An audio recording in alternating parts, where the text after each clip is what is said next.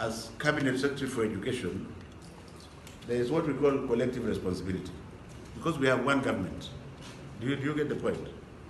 We have one government, and therefore I want to own, as part of that one government, whatever anybody who was ahead of me has done. Are we correct?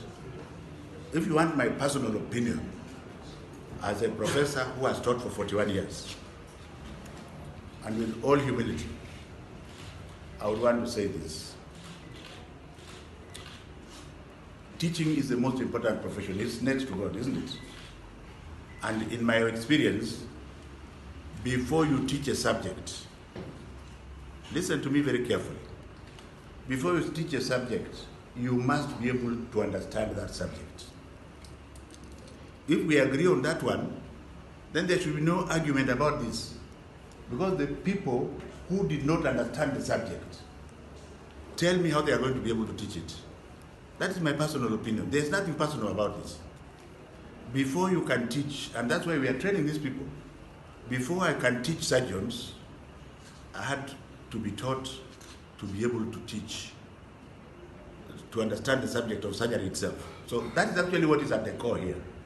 And any other issue for me is not relevant. The CBC process started a long time ago. Started by critically looking at the 844, which started actually in 1995.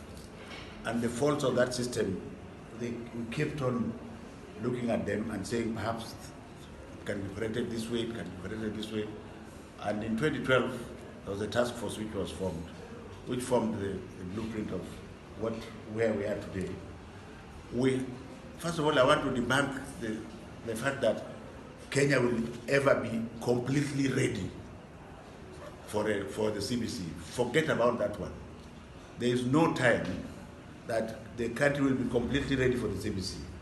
So the fact that the country was bold enough to roll this out in January is good enough. And having said so, I want to say that we have gone through most of those processes that people are disputing. For example, meetings of stakeholders have been taking place. There was one in 2016, there was one in 2017, and I want to say that there was one scheduled for August last year, which was cancelled. And as Minister for Education now, I take full responsibility for it. But going forward, I'm not going to cry and say, let's go and start again. In terms of policy, the policy framework for this CBC was ready. It was ready earlier than last year. And the reason why it was not launched is because we were hoping to launch it together with the session of